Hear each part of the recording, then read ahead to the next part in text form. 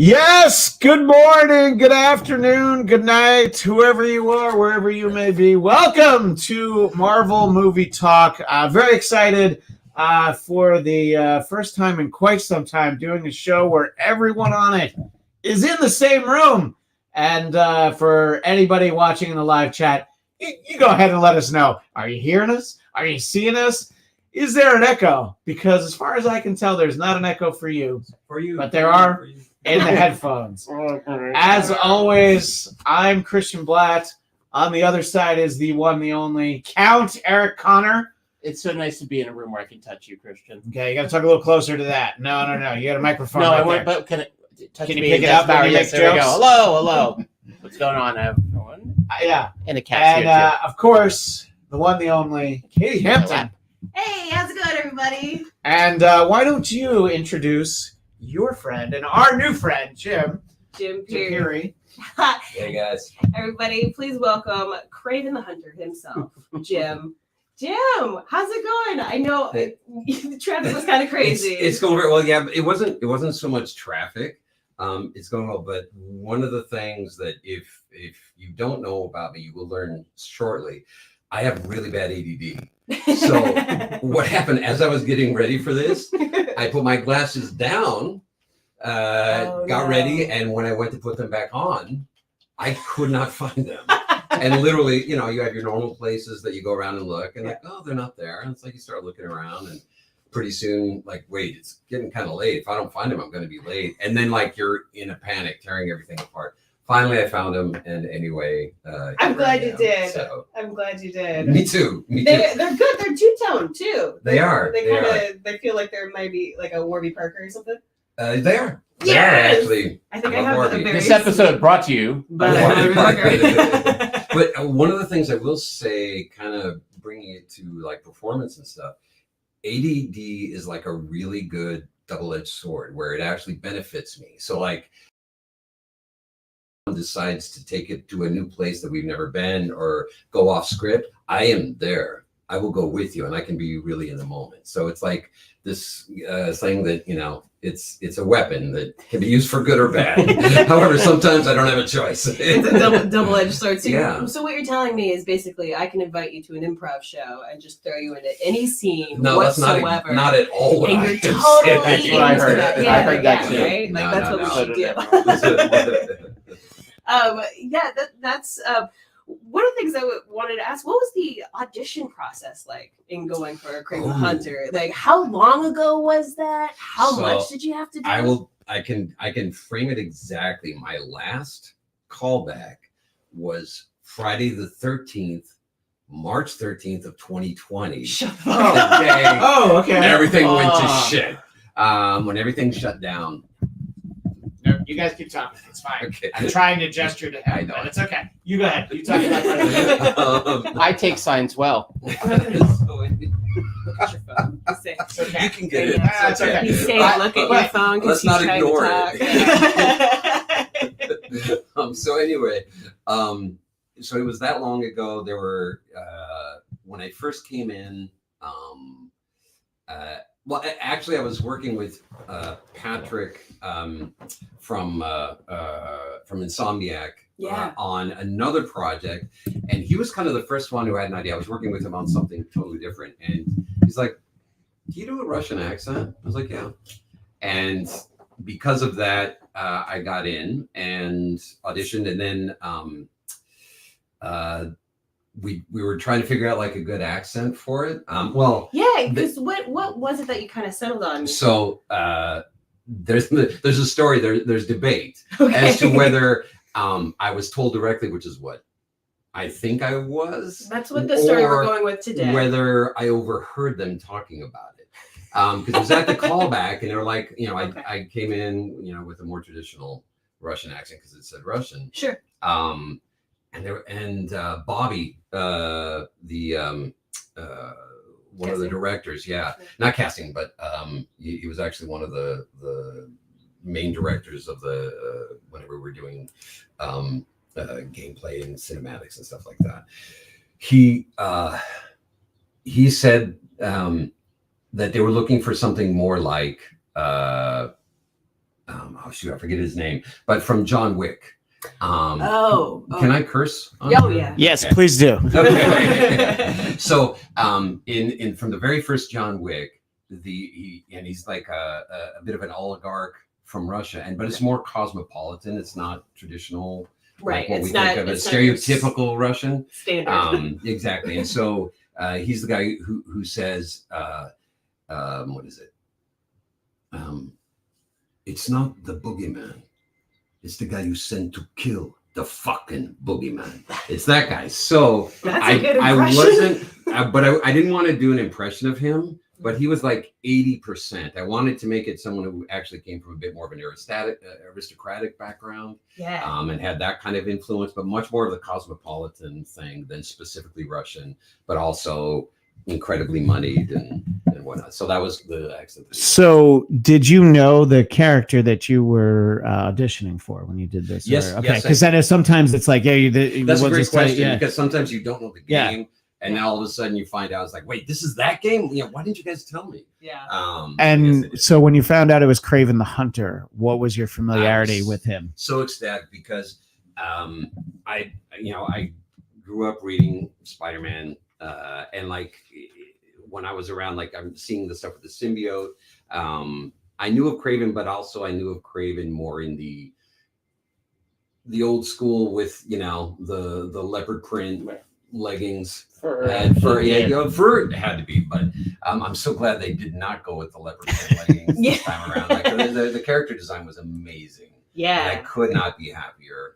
A much more And our visual audience is getting to see, just some clips of various gameplay throughout. We're very cool. seeing Yeah, there you you. go. And we're seeing Kraven, and it is this a. That's not Kraven. That's not Kraven. All right. That Kraven hunts, and I love this especially because in the beginning I was like, okay, this guy's actually kind of small. Like I don't find him all that intimidating. And then you'll see in just like a couple seconds here, you pop out of the shadows. Yeah. And then basically, yep, there you are.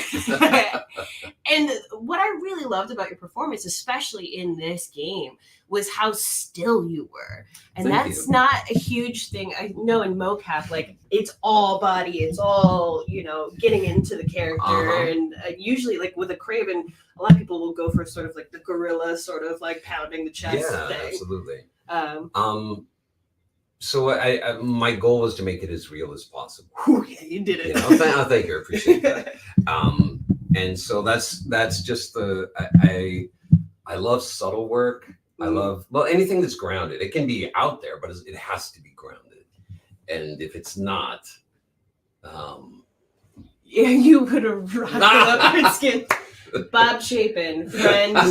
Hey Bob, I know Bob very well. Stick around the second half. He's actually wearing it under his jeans, but you got to pay extra in the super chat for that. 5 gets you a lot. And also to this point, this scene that's playing right now, that's such a great character intro.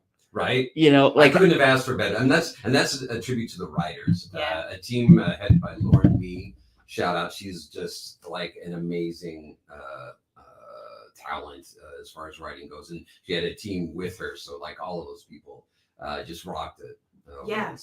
I mean, both the Spider-Man games on the Insomniac side have been incredible. They've all been very Right. and something that I think I said on Facebook or something, but I was like, it didn't have to go as hard as it did, but boy, this game. And that's right. I Yeah. mean, like even the stuff with when Peter is infected and how dark he gets, and it's different, but it makes sense that if he's going to be infected by the symbiote, it's going to happen. He's going to go to those places, and Yuri did such a great job.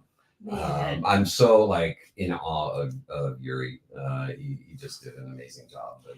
Yeah, and he continues to do an incredible job. You might have actually heard his voice in the newest Spider-Man Across the Spider-Verse movie. He was in there for a brief moment. He was the Insomniac Spider-Man. Yeah. Which makes sense. Incredible acting. What was it like working with Yuri? He's the best.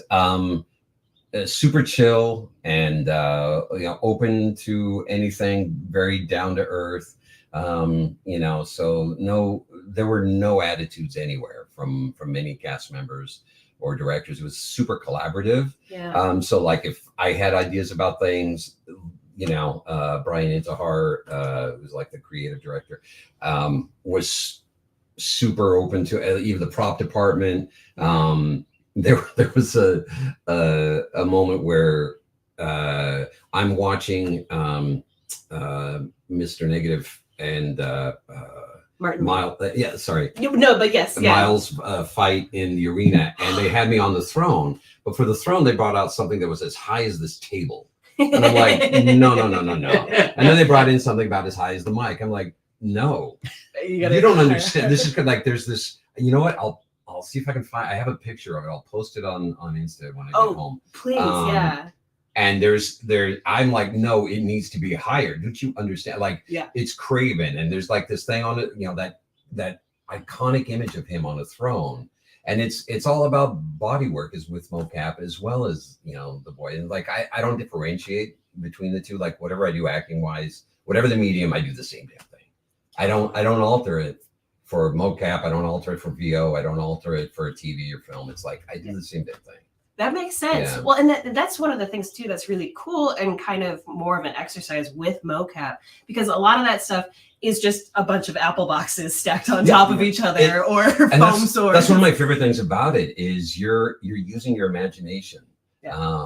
And I love that. So you can create anything, and like, it's up to you to kind of create in your head the environment, whether you're in Gotham or an ice planet somewhere, or anywhere that the game or your imagination allows, and you get to do it. So it's basically what we were doing as kids. Yeah. And just hopefully doing it to a high level. Well, I actually had a question for both of you on that end too. Like, whenever you do work for video games, like, what elements will they show you? Like, if any, like, do they have anything done at that point, or is it just great question? Sketches? Every game is different. Yeah. And every actor is different too. So someone of my level, they'll maybe show me like a grayscale, and that's it. And like, maybe of my level too. Like, seriously, sometimes they just don't have it ready. Right. They're figuring it out as they go. They have to do a lot of the animation on top of your own body work movement, and so good portion of the time I won't see anything, if at all. But like, when you're more involved, I'm sure. And how long was the process of filming this? So like I said, it was 2020, Friday the 13th when I started, but it took those sons of bitches 6 months to tell me that I had the role. Oh my god! So you thought you didn't have it? I did it. I knew I kicked ass. I knew I rocked it. Like, and I'm not always that way. Most of the time I'm not. Most of the time I'm like, I think I did well.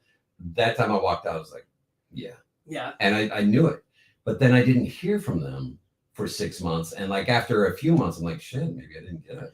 But everything was closed down then with the pandemic. Well, yeah, that's the interesting thing of all the Friday the 13th. Friday the 13th, 2020, March 13th is I remember very well. That was when we picked our kids up at school, and they're like, "So yeah, we're gonna be home. We're gonna be closed the next couple of weeks." We're like, "Wait, what?"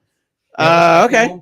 I came home from the audition. It was the same thing. It was not a few days later. It was like everything shut down. I legitimately had an audition for Google Stadia when that was supposed to be a bigger thing. Right. And I had come home from the callback, and I was going to the grocery store, and all the shelves, like everything had been taken off the shelves. Right. Yeah. Orders, Oh, this is happening. We're actually doing this. Yeah. So fun times. Just a couple comments from the chat. Our buddy Craig Robinson checking in from across the pond. Hey guys, this is very cool seeing you out of your boxes. Yes, it's a little bit of a surprise. Thought it would be fun to get us all together in a room. And our friend Kemi again. I really like a lot of video games, but don't play them because I'm not that coordinated to figure out all the buttons. I get it. I'm with you on that. I like them, but like it takes you have to invest in the time to get better at them. Yeah, and it's really hard. I'm so bad at it. And you need Katie to teach you. Yeah, that's exactly right. I mean, if you want, we'll get you on Fortnite tonight. During the pandemic, we actually, I think that's how we met, was online doing an Oculus thing, right? Yeah. No, that was so our buddy Bob Chapin, who's in the chat, threw his own virtual birthday party, and basically a recreation of Santa Monica Pier. Yeah, oh my God, you did for his amazing. birthday. Yeah, it was really cool. And so because I had worked in VR quite a few years ago, we had set up this sort of like whole space that we could have fun, play, and whatnot. That was a lot of fun. It was a lot of fun. I felt like I was finally near people again. Right, same. It was a moment of connection that we got, and that's one of the cool things that video games do is they allow you a chance to connect. If you can't meet in person, it's just another way to do that and have tons of fun while you're doing it. So. Oh, absolutely. Are you doing much more VR these days? No, I'm not. Okay. No, I'm not. One of the things I get nauseous. Yeah. I have that thing where I wasn't able to make it to the other side where I got my sea legs. That didn't happen. Yeah. And so then I'm like, it was not good for me. So unfortunately, my body does not like VR, even though I do. Yeah, there's a big difference. There's a thing where your brain doesn't really understand if you're moving, but the world around you, it can be very disorienting. That dissonance. Yeah, that dissonance is awful. Yeah. Highly recommend ginger and peppermint. Just putting that out there. Because there is a Spider-Man in VR. There's like an experience where you can jump off a building and flip through. Wow, how is that? It's awesome, but if you are not great with VR, good luck. Yeah. I want to see the video of the fails of that. That's what I was actually wondering. So like if you don't get the building in time, do you just but like you're just on the ground as though you were like in the game or whatnot. It's like, I'm Spider-Man, I'm super strong, I can fall 30 floors. Okay. I mean, you as like your consciousness might be wrecked for all time, but right. Yeah. Our friend Kim Egan in the chat, they should have given you the Kraven vest for having to wait that long to hear if you get the part. Right? Yeah. I agree. So for those of us who don't really know, what is the process like, being hired to actually be this character for a video game? And how does it differ from being hired to, say, play a character in a movie or television show? Like, what's the actual filming process like? There's not necessarily a filming process of being hired other than they put you on camera when you're auditioning. And that's basically the same, whether it's for TV, film, or video games. Because they want to, especially where you're doing mocap or performance capture. Mm-hmm. So if you're doing PCAP, then you definitely... I mean, like I said earlier, I do the exact same thing, and they just happen to record it. I read. Well, sometimes you're reading with a reader, or sometimes you're lucky enough to read with the people who are actually going to be opposite you. Mm-hmm. But you have the scene. Actually, you have the scene memorized. And bless you. Thank you. Sorry, there's microphones everywhere. There's nowhere to go. I leaned out of the camera. But sorry, finish that. But it's basically the same. It's exactly the same, and either you get it or you don't. Yeah. But there's no difference really. Your pal Bob wants to hear a casting story about Sophia. Sophia. So, okay. I'm a little hesitant just because I'm a very private individual. We can tell Bob where to take that question. You don't have to answer. I just felt like he knew he was going to ask something you could share. Yeah, but, that's all right. Thanks, Bob. See if I put you up again, Bob. No worries. You don't have to. No. Ask you another question. I wouldn't need to make sure that she was cool. No, that's fine. So what's the time frame like from, okay, so they make you wait the 6 months, you have it, and then the game came out somewhat recently, but talk about the in-between. So then, every game is different because there's other games I've worked on for 6 or 6.5 years. This one was a few years. And so finally I got the go ahead that actually I did book it, and then it was still a couple months before we started shooting. And so for a character like mine, what that means is about once a month or once every 6 weeks or 2 months, we shoot. And so we'll have like a couple days. Some games you actually have a day of rehearsal, and then the next day you shoot what you rehearsed. Other games, No, there's Oliver. there's not enough people in this Oliver. room that there's also a couple of cats. Yeah. A couple of cats. um, All animals welcome, and so despite Kraven. He's a very Yeah. curious, sweet boy. well, we'll let him. Yeah, he'll do his thing. And so sometimes you get to rehearse and other times you don't. And so the one thing about PCAP though is you have to be ready to rock and roll. You have to know those lines backwards and forwards, because one of the things I love about it is you don't have to worry about burning film. You can do like an infinite number of takes. So that's where that collaborative process of, hey, let's try it like this, let's try it like that. So you have to know it well enough where you can adapt. And you really have to, come in prepared Yeah. for that. So I'd say maybe that might be a little bit different. And that's one of the other things too, especially with that kind of style, is that sometimes there are moments where you can improvise a different moment or something new. And so if you're not on your game, you're kind of fucked. Right. Yeah, exactly. You have to know where it's supposed to go, and then be ready to change course in a dime if it doesn't go there. Yeah. And the rule that is like whatever happens in the moment, that's what you react to. And that's where ADD, bam, comes in handy. Well, do you guys find, because it's fascinating to hear that they're cool with like improv and allowing you to kind of be in the moment. Do you find that with some of your experience? That's what I was going to. Yeah, there's my question right there. Yeah.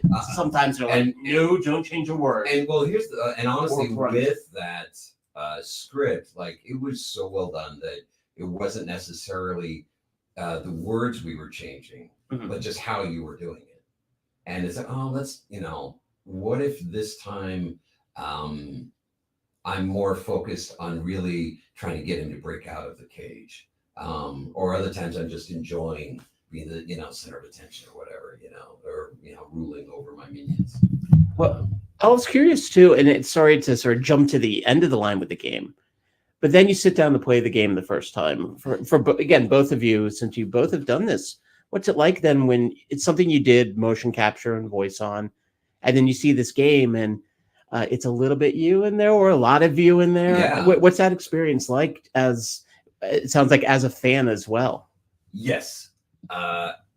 It's really interesting. I think so. If the first thing I'm watching is like, oh God, I hope I did well performance. Like like as an actor, I start evaluating the acting. I want to make sure that hopefully I hit the beats that I wanted to hit. And with the game, I was like so happy with the takes that they took. And then sometimes, but also like they could take a different perspective. Like you had all this stuff going on and it was on you, but like if they're shooting you from the back, it might not pick it up. But I was so happy with how they did it. And then you start getting into the game. So it's this weird mix of getting into the game and then judging your performance. As the more you play it, then it's like, okay, then you kind of stop judging your performance and you get into the game. Like I was, I did Days Gone back in the day, and I actually got through that game twice. I loved it so much because you're riding a motorcycle and it's in the Pacific Northwest, which is one of the most beautiful places. And there's some moments where you get out there and you're riding on the open, or as they say in the game, broken road. And it's just, it was so rewarding and fun. And in addition to like killing all these zombies and, going through the hell, but then when you make it out the other side, and like there's one moment in particular we drive from kind of one portion of the map to the other. And it's this break after you've just been slogging and grinding it out. And then you get this reprieve, and it's like with the most beautiful views and music and everything. And you experience, like, it's kind of the closest experiencing whatever you experience, like as if you actually were on a motorcycle. And so it's just beautiful. And it's like, it gave me chills, more than chills, like almost brought tears to my eye. Yeah. Seriously. This episode is sponsored by Days Gone. Days Gone and Oliver the cat, the most curious cat you ever did see. Yeah, most cats not so friendly that they just jump up on people. But I ran into this yesterday. Yeah, they just come on over, no worries. So in terms of you sort of building a career of, working in gaming, but also working in other medium, is there ever any concern that either a casting director or a producer might feel like, I can show that I'm good at one of those things, but do they feel like that could work against me for the other? Sorry, he's going. Oh, it's all right. We don't. Yeah, I know the audio audience is like, what are they talking about? There's a drone trying to kill us while we're talking. Audio audience, very furry, cute drone. Yes. I just want to emphasize that Christian, I was not laughing at your your comment or your question. It was he really ran on the couch, and fell right off. Even if you were, but no, just sort of the idea of showing off, making sure that it's known that I'm good at both of these things and I understand the difference performance wise. That's kind of out of control. And although back in the day, for like a good 15 years, when I started out my career, I just did TV and film. And so that was, video games hadn't evolved story-wise or technology-wise to the point that they are now.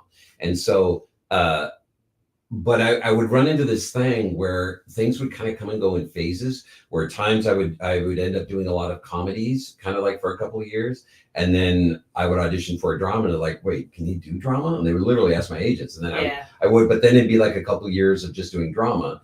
And then I'd audition for comedy and like, wait, can he do comedy? And like, literally, I went back and forth through that cycle. And so then you start looking at my resume and it's like, oh my God, he's very talented is what that should say. He's very talented. And so it's like, I was like, just get me in the room. Yeah. Just get me in the room and I will show them what I can do with it. And so there is a little bit of that.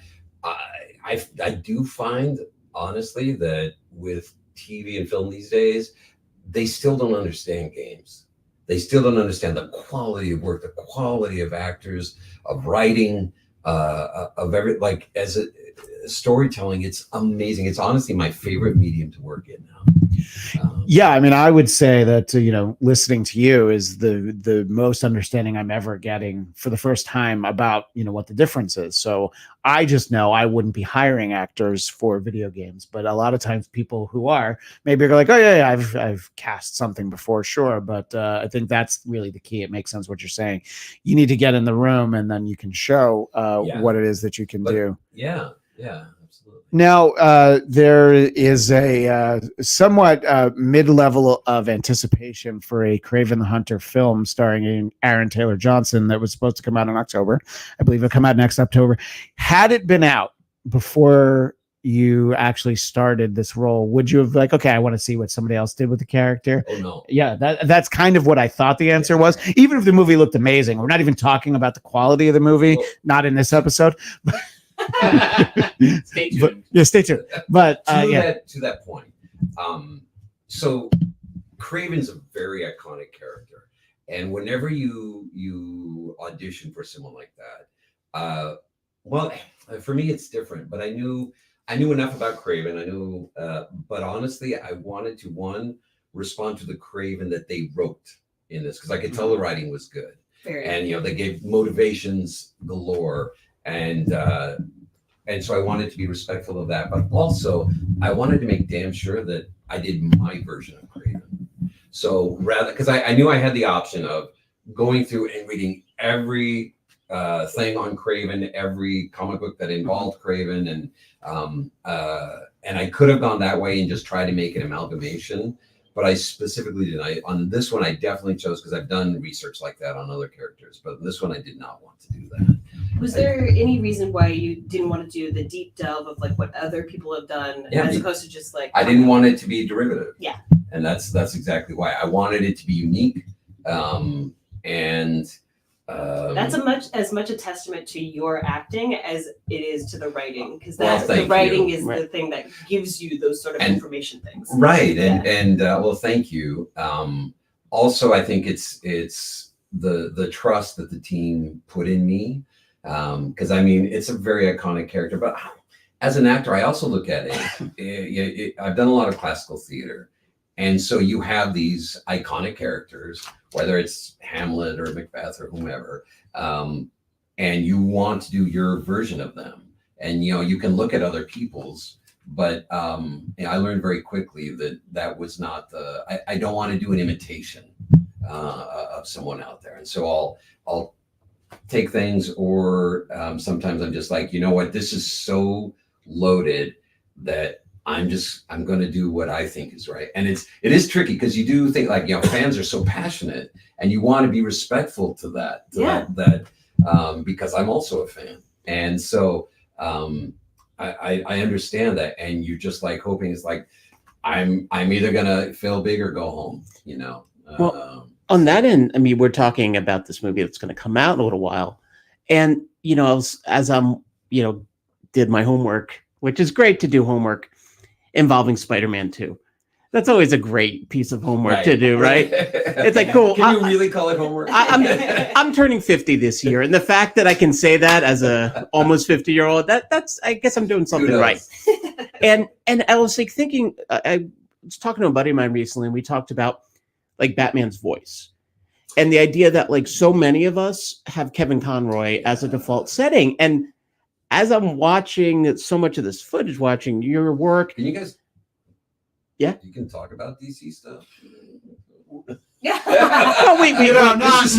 not usually, but we'll make an exception. And I don't know what anybody's talking about. There's only one Batman voice, and it'll always be Adam West. Right.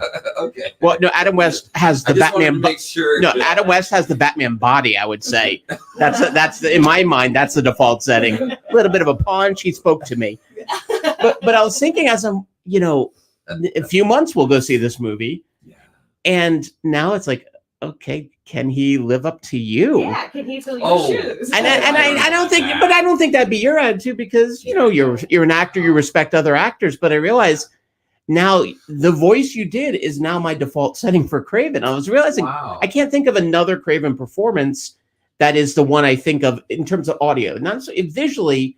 We even did Kraven's Last Hunt recently on this show, and that storyline is so rich that visually, that's a big chunk of what I'm thinking of with Kraven. But now audio, I hate to tell you, it's your voice now. I'm sorry. Well, thank you very much. But here's the thing: it's like I want to see his version of Kraven. Right. Well, it's a phenomenal. Right, and I mean, and Aaron Taylor Johnson is a great actor.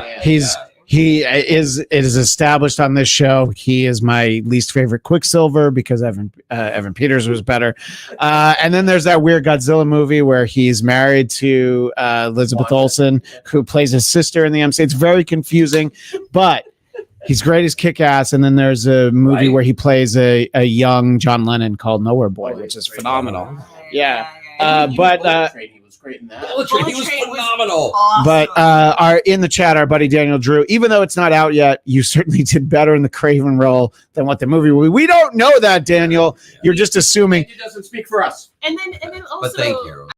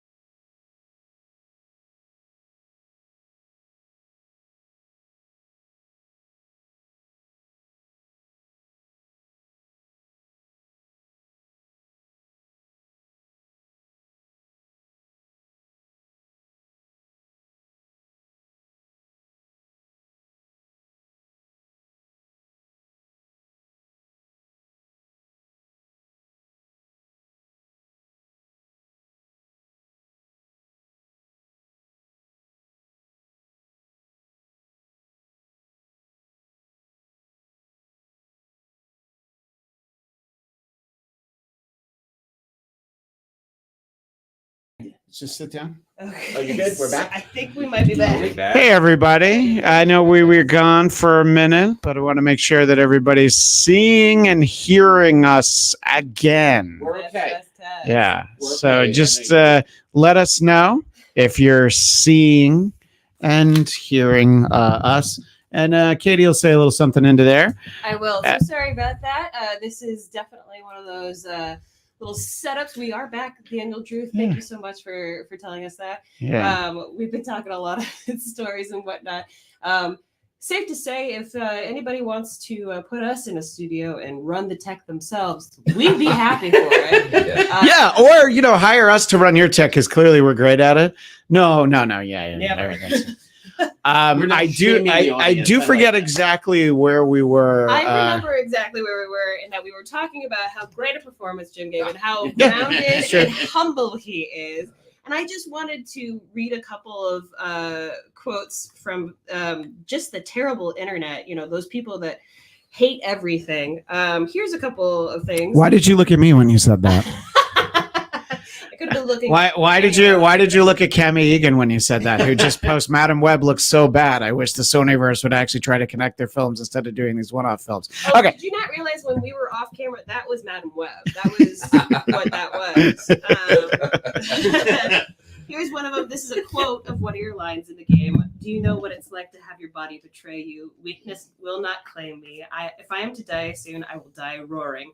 This line goes so incredibly hard. The voice actor did an incredible job. Thank you very much. Here's another one. The game actually made Kraven a real threat. That's a huge accomplishment. And I will say, you as a person are one of the sweetest people I've ever met in my life. So, if you were like, oh yeah, I played Kraven the Hunter, which is one of the things that we talked about the first time we actually hung out in person. Uh-huh. And I was like, nah, this guy? You definitely have the build, but your that. demeanor is so the Right. opposite. Well, there's that duality Yeah. or more than just duality, multiplicity. Like we all have these different people within us, and I like going there. I like, I like having all of that, the whole spectrum of humanity within us. And so it's just accessing that and tapping into it. But thank you. I'm glad you think so. I don't know if I'm as grounded as you're putting out there. I definitely have my issues and whatnot, but it's awesome to have characters where you can really accentuate certain things and kind of go to that dark side. I love. I mean, I play a lot of bad guys. So, you do. I obviously love going there, but they're so much fun, and that's you grow up. It's like, oh, I want to be that guy, and so it's fun. I feel I'm to see you and to get to meet you, you definitely seem like a nice guy, but at the same time, I would probably cast you to play my bad guy. Yeah. If you walked in, I was like, no, let's who's the meanest guy in the cast? Let's have him read for that. I play bad guys and dads these days. Those are the two. Or the combination. Yeah, of bad dad. exactly. Bad dad, yeah. Let me just read one. There's one that I thought was so sweet, and I was like, if Jim hasn't seen this, he absolutely should. Let's see. Jim Pirri definitely nailed the role as Kraven the Hunter. Kraven's presence is so cold and dominating! Exclamation point! Exclamation point! So many people had this reaction to you playing the character specifically, and was that anything that you were looking forward to or regretting or not regretting it all? No. The character has to be. Yeah. It has to, and it has to come from a certain level of confidence when you walk in. It's there's a skill level, there's a certain intelligence level, but also what was that? Oh, that would be our local trash can. Just trying to make our recording. Yeah, we've got some rebel spies down in the trash compactor, and they're trying to stop it from compacting. This but part of the show sponsored by Water and Power.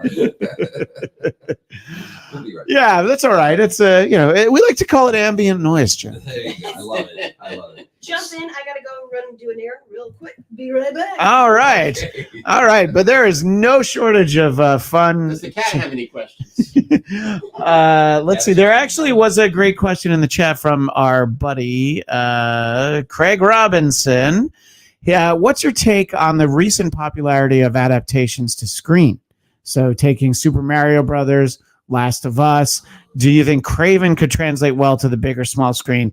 I mean, I think specifically the second part of his question would be, do you think your Kraven would play well on the screen? And everything I've seen would absolutely support that. But what are your thoughts sort of taking the video games and putting them on other screens? I love it. Well, for me, I'm driven by a good narrative, by a good story.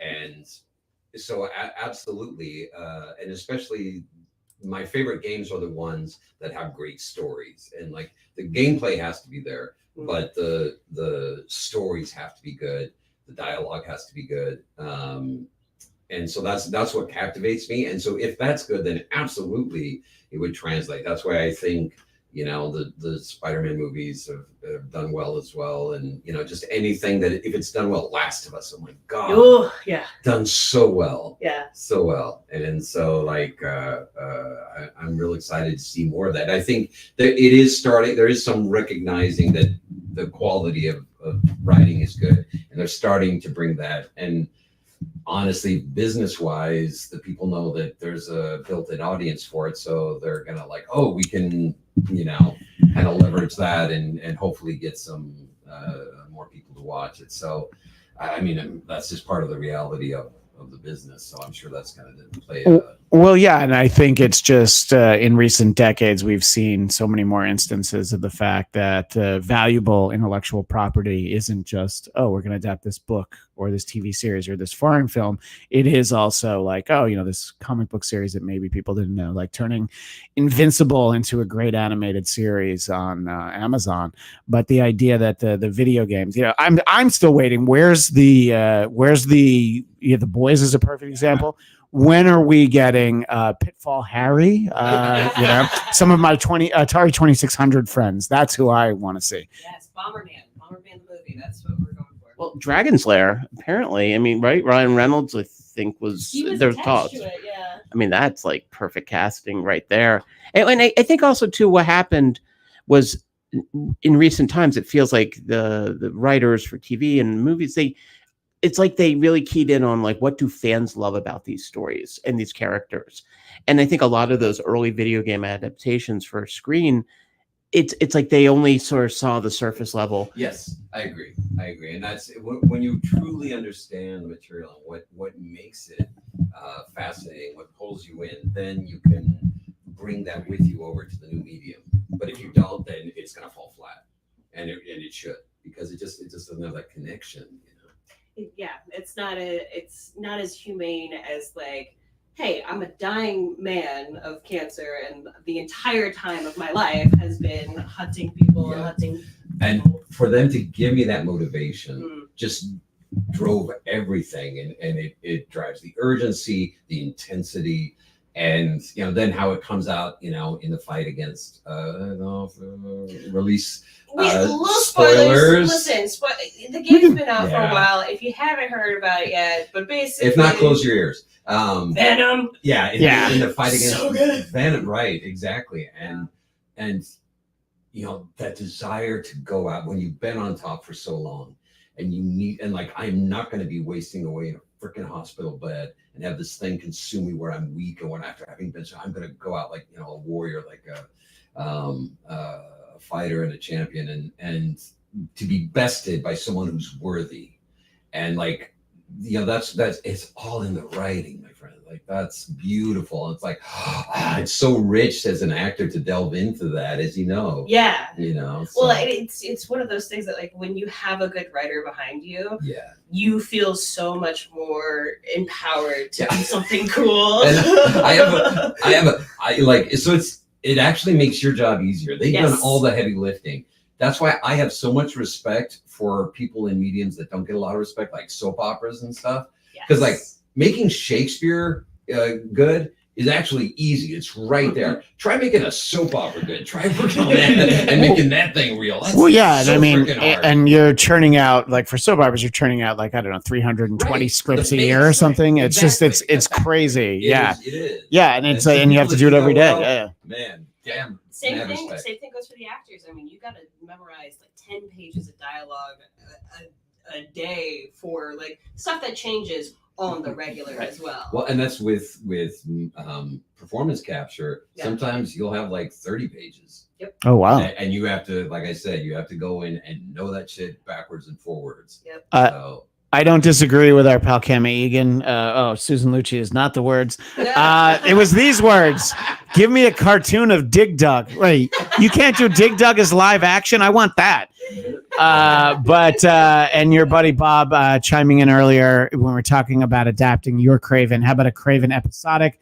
Although he's a working dad in middle America, that touches on our bad dad sort of, you know. I don't know that there could be a worse dad than Kraven. Like if you get into some of the Easter egg, like the behind the scenes stuff of when he's dealing with his kids, and you hear some of the dialogue. There, and I did a breakdown for these guys just about like I had a tag note at the end. I was like, some of the Easter eggs include some voice messages from his family, which is pretty rough. Not gonna lie. Yeah, I know. He's a harsh dad. He definitely would be in the bad dad category. Absolutely.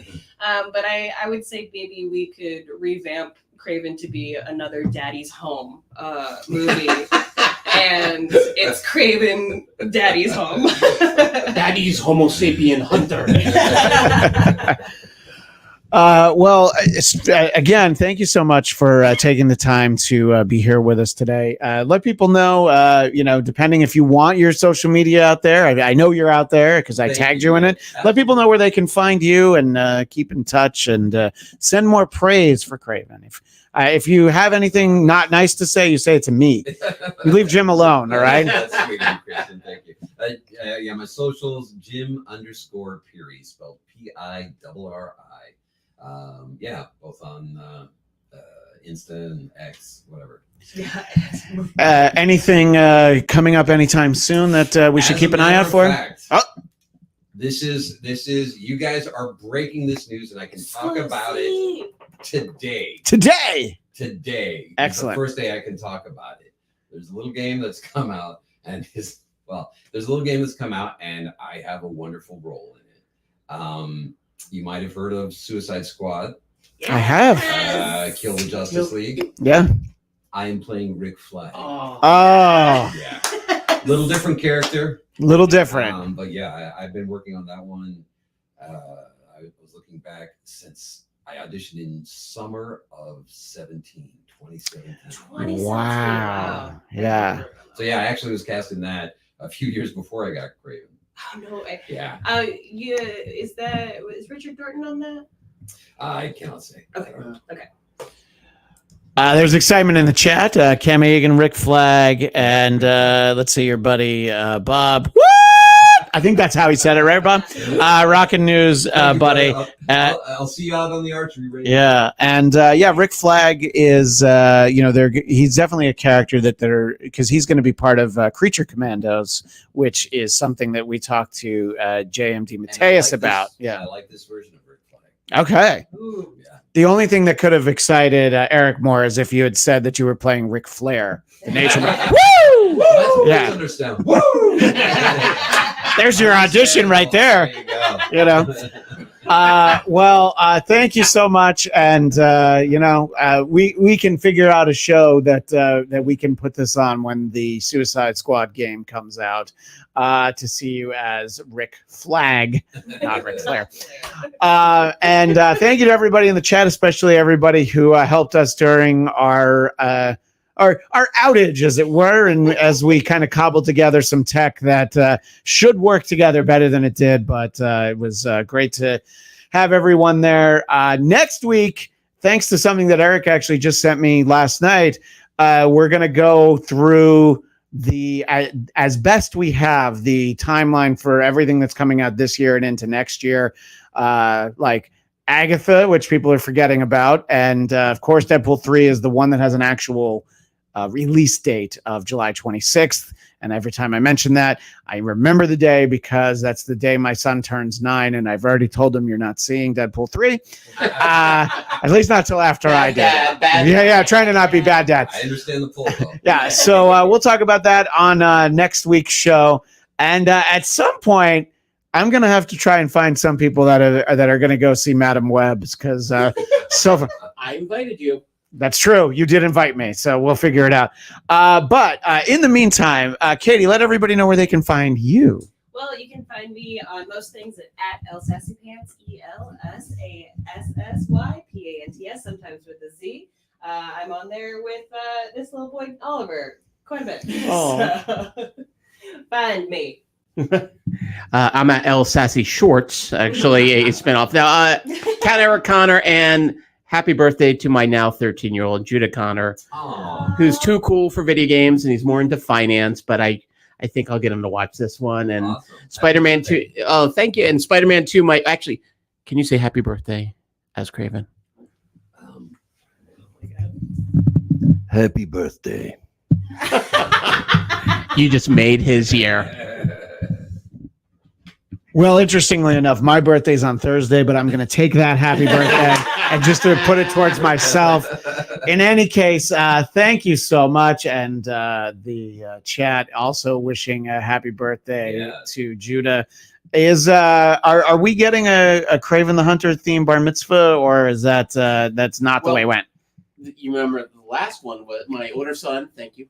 My older son was a Marvel Cinematic Universe. His initials are AMC, and it was AMCU, and it was between COVID spikes, so we still kept everything outdoors, but we had wall-to-wall Marvels. But this kid's just into he got into finance. He's 13. That's awesome. Thank God. This is good for you. I might be able to retire. The greatest moment I've had as a parent. Would he appreciate a phone call from Ben Stein? Because I could probably make that happen. We'll talk. In any case, thank you again to Jim and to everybody in the live chat.